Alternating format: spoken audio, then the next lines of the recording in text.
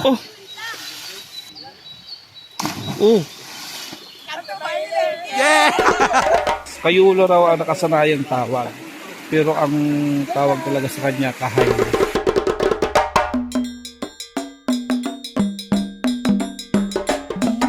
Siyempre kasama natin si Vic Mateo. Ayan, sa harapan natin. Si Team Galaan, Kuya Doji. At ayun, si Motor Serye. Ayan, Kuya Doji. Hello. Alright.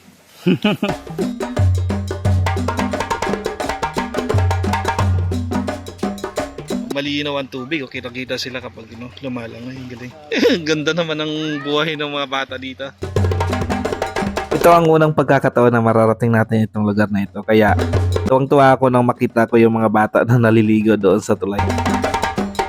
Parang ako lang dati.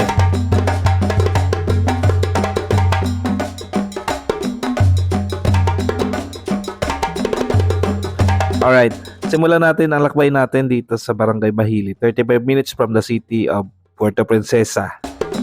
Sa mga outside Palawan, na bisita natin, madali lang marating ito dahil ang Barangay Bahili ay daan rin patungo sa ating ipinagmamalaking underground river na matatagpuan natin dito sa Sabang. Pero pag nakarating na kayo sa junction ng Barangay Bahili, huwag na kayong kakanan. Diretso lang hanggang sa marating ninyo ang kanto sa kaliwa, kung saan ay makikita rin ninyo ang public cemetery ng Barangay Bahili.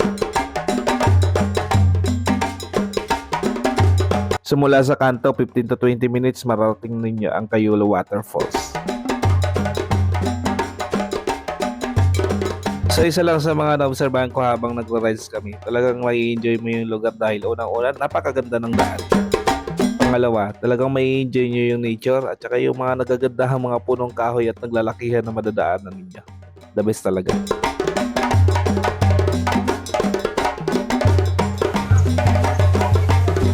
Alright guys, on the way na kami papunta doon sa Cayulo Falls. Cayulo raw ang nakasanayang tawag. Pero ang tawag talaga sa kanya kahay. Waterfalls. So ngayon, ayan, pakita sa inyo. Tatawirin natin ito. Maraming naliligo pala dito eh. Ito yung mga bata. Hi! Ayan yung mga kababayan natin. May restricted area kasi doon guys na ang sabi ng bantay dito ng ating taga city entro na maaaring bawal magpalipad ng mga drone kasi restricted area siya. So sa mga nagpaplano dito na pumunta tapos may mga dala kayong drone, huwag na lang kayong magpalipad. Di ba? Kasi ano yan eh, military base. Dami na naliligo pala oh. Oh yan. Pero kasi tayo akit tayo sa taas. So malapit lang naman daw ito. Lakarin. Ang daming naliligo dito. At saka kung mapapansin mo, yung mga puno dito, bira mo na makita sa mga bahagi ng kalsada dito sa Puerto Princesa. Yung mga puno dito para siyang mga pine tree. Ayan o. Tingnan nyo yung mga, yun o. Diba? Yung mga pino yung kanyang dahon. Mga ilang minuto yan kayo Doji? 20 minutes walk. Pero depende sa bilis ng konti ng lakad. Depende sa bilis ng lakad. Siyempre. Normal lang mga 20. Yes. So kayang-kaya ito ng kahit mga bata. Hello po. Okay, galing ko kayo doon? Opo sir. Galing naman. Shout out. Maraming shout out. Oh, shout out, shout out. Shout out, shout out. Ayan. So ibig sabihin, marami rin talagang naliligo doon. Yes sir, usually Sabado-Linggo. Sabado na linggo. May mga foreigner din minsan. Wala akong maakyat. Yung mga foreigner sir, kaganda sa mga foreigner, taga ibang bansa yung iba. Oo, kasi foreigner, no? Lalay ka sir.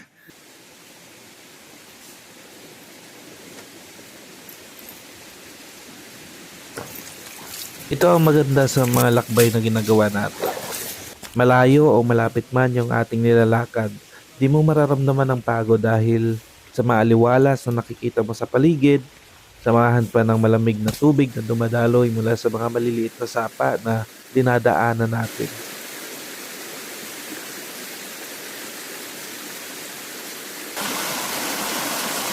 Magpi 15 minutes sa kaming naglalakad na sa yan.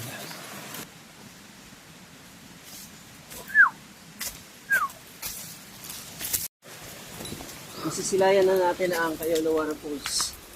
So napakaganda rito kasi medyo clear na yung ating mga trail.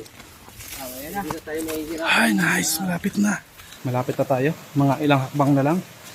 At nandito na tayo sa Cayulo Waterfalls. Dito sa Barangay Bahili.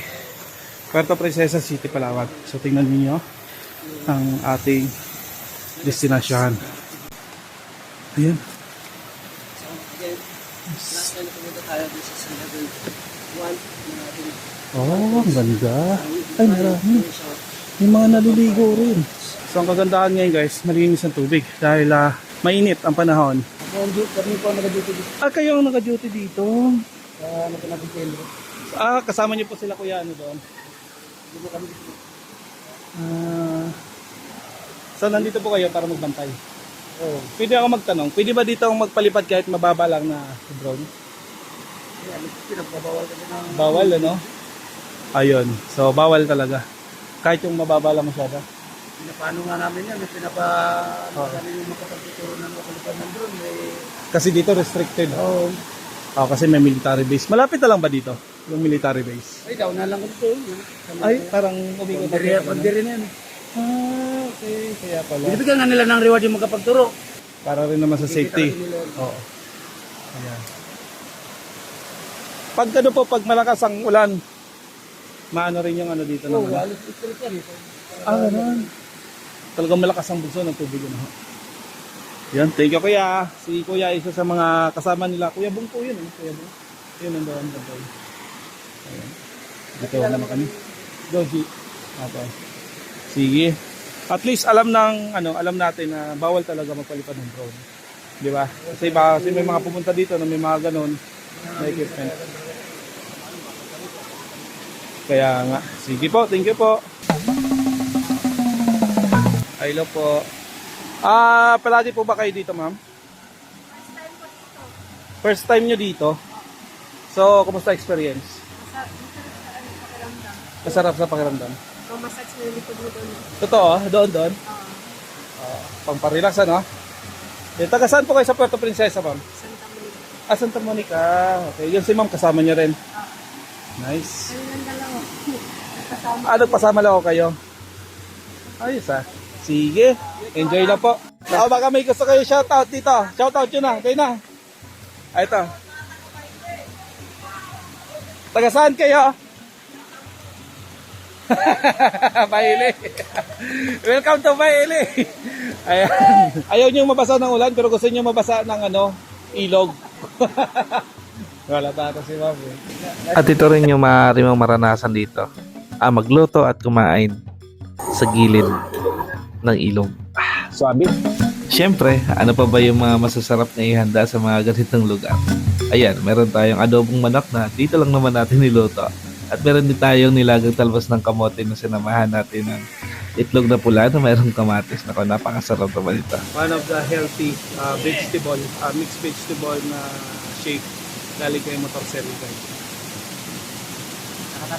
Alam nyo ba na yung shake na to galing to sa mga prutas na wild sa mga bakura natin, yung mga wild hindi yung mga prutas na literal na nabibili natin sa mga tindahan. Ito yung katulad yung mga maliliit na mga cucumber.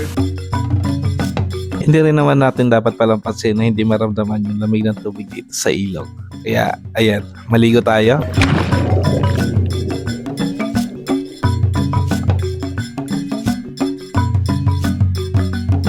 Pero shoutout muna natin itong ating mga bagong kaibigan mula sa lungsod ng Puerto Princesa. Hello po sa inyo mga kuya, mga ate. Thank you very much po.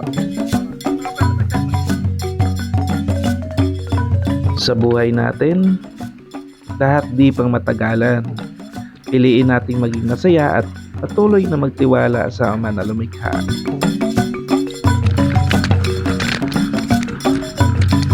At sa bawat hakbang natin sa mga lugar na nais nating puntahan, unahin nating maging responsabling individual para manatiling malinis ang kalikasan.